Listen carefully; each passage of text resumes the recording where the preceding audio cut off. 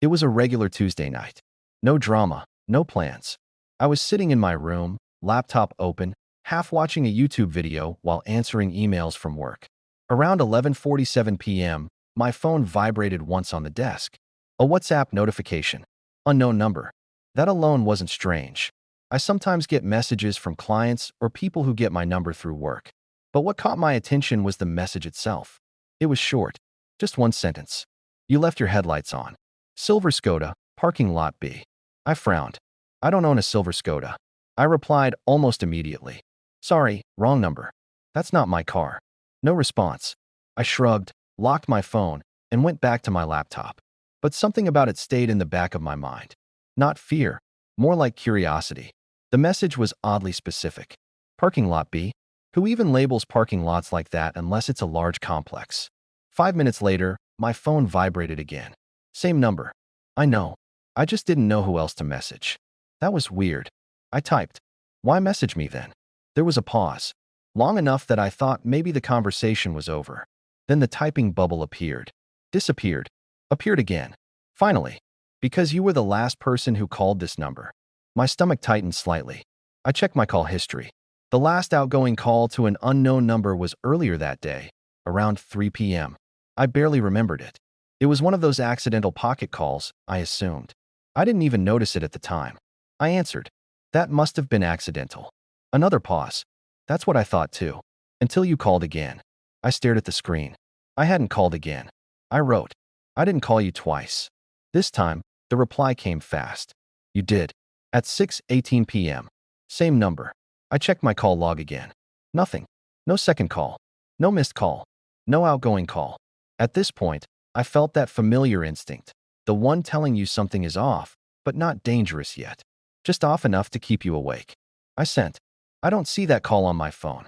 The response took longer this time. Almost a full minute. That's strange. Because I answered. I leaned back in my chair. I asked the obvious question. Who is this? The answer wasn't what I expected. Someone who thinks you should check your email. My heart rate jumped. Which email? 3 dots appeared. Then disappeared. Then the message came in. The one you don't use anymore. I froze. There was only one email address I hadn't logged into in years. An old account I used back in university. I never gave it to anyone recently. I barely remembered the password. I typed slowly. How do you know about that? The reply came instantly, like it was prepared in advance. Because that's where the message was supposed to go. I sat there, staring at my phone, realizing two things at once. This person clearly knew more about me than they should. Whatever this was, it wasn't random. And that's when my laptop screen refreshed by itself. A new email appeared at the top of my inbox. From an address I didn't recognize. Subject line. This wasn't meant for you. I didn't open it. Not yet. I stared at the email for a long time before opening it. Not because I thought it was a virus or a scam, but because deep down, I already knew it wasn't. The sender's address looked ordinary. No random symbols, no obvious red flags. Just a normal name, a normal domain. Almost boring. The subject line still read. This wasn't meant for you. I finally clicked it. The email itself was short. No greeting. No signature. If you're reading this, then something went wrong. You were not the intended recipient. Please don't reply. Please don't forward this message. And whatever you do, don't try to look for me. I let out a quiet laugh. It sounded dramatic. Almost theatrical. Then I scrolled down. Attached files. 3 of them. All labeled with dates. Dates from last week. My curiosity won. I opened the first file. It was a PDF. Inside were screenshots, messages, call logs, location pings. At first, I assumed they belonged to the sender. But then I saw something that made my breath stop. My name. Not just my first name, my full name. My phone number. My current city. And then something even worse. A timeline. It listed my movements over several days. Not precise addresses, but close enough to be uncomfortable. 8:42 a.m., public transport. 1:15 p.m., campus area. 7:30 p.m., grocery store. I checked the dates. They were accurate. I stood up from my chair and locked my door, even though I live alone. My brain was trying to find a logical explanation. Data leak. Coincidence. Someone bluffing. I opened the second attachment. This one was an audio file. I hesitated, then pressed play. At first, it was just background noise. Wind. Distant traffic. Then a voice. My voice.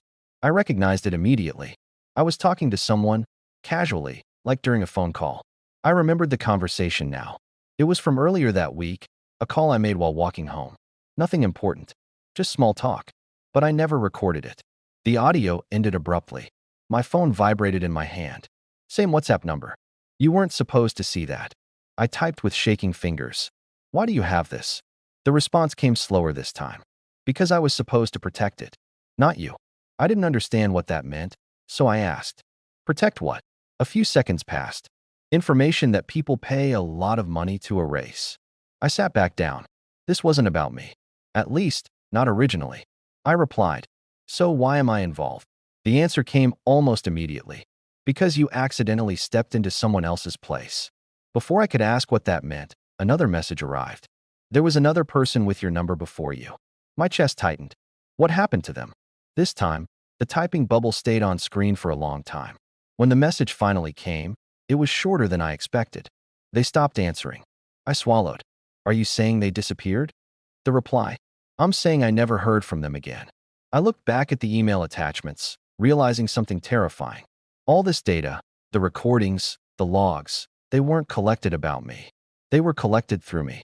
My phone, my number, and whatever system this person was running still thought I was someone else.